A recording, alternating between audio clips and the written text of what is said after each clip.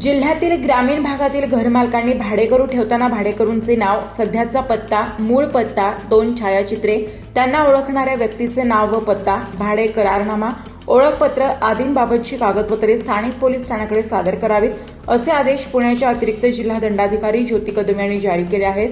हे आदेश पुढील 2 महिन्यांसाठी लागू राहतील. ग्रामीण भागात मोठ्या प्रमाणात औद्योगिक वसाहत असल्याने तेथे काम करणाऱ्या लोकांना घरे भाड्याने दिली जातात. दहशतवादी कारवाया व गुन्हेगारीच्या पार्श्वभूमीवर एखादा गुन्हा घडल्यावर त्याची तात्काळ उकल करण्यासाठी भाडेकरू म्हणून राहणाऱ्या लोकांची संपूर्ण माहिती पोलीस ठाण्याकडे असणे आवश्यक आहे. त्यामुळे खबरदारीचा उपाय म्हणून घरमालकांनी ही माहिती पोलीस ठाण्याला सादर करावी. भाडेकरूंची माहिती स्थानिक पोलीस ठाण्याला न दिल्यास घरमालक हे भारतीय न्याय संहितेचे कलम 223 प्रमाणे दंडनीय कारवाईस पात्र राहतील, असे देखील कळवण्यात आले आहे.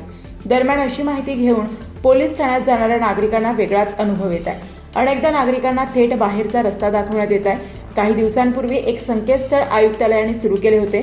प्रत्यक्षात त्यात कुणालाही माहिती भरता आली नव्हती. त्यामुळे माहिती देण्याची कोणतीही स्पष्ट नियमावली नसताना माहिती कशी देणार, असा प्रश्न घरमालकांच्या समोर उभा राहिला.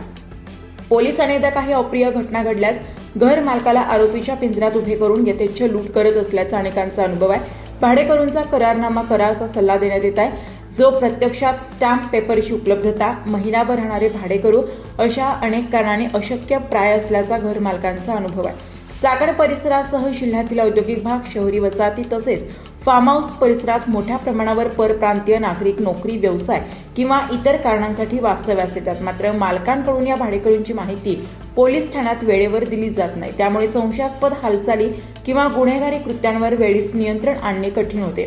काही वेळा दहशतवादी किंवा नक्षलवादी घटकांनी भाडेकरू म्हणून वास्तव्य करून गुन्हेगारी कारवाई केल्याचेही उदाहरण आहेत.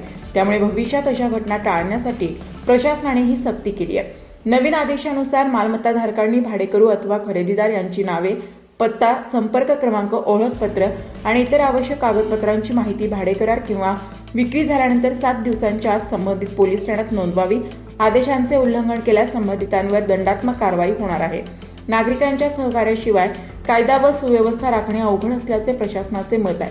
या निर्णयामुळे परप्रांतीयांची अचूक माहिती प्रशासनाकडे उपलब्ध होणार असून संभाव्य गुन्हेगारी कारवाया रोखण्यास मोठी मदत होणार आहे. सुरक्षेच्या दृष्टीने हा आदेश महत्त्वपूर्ण ठरणार असल्याचा प्रशासनाचा दावा आहे. पोलीस आणि प्रशासन सगळ्या बाबी घर मालकांच्या माथी मारत असल्याचा आरोप होत आहे. कोणत्या भागात कोणत्या पार्श्वभूमीचे लोक निवास करतात आणि कोणत्या चाळीत कोणत्या राज्यातील मजूर येऊन स्थायिक झाले आहेत, याचा सगळा डेटा पोलिसांकडे असावा लागेल.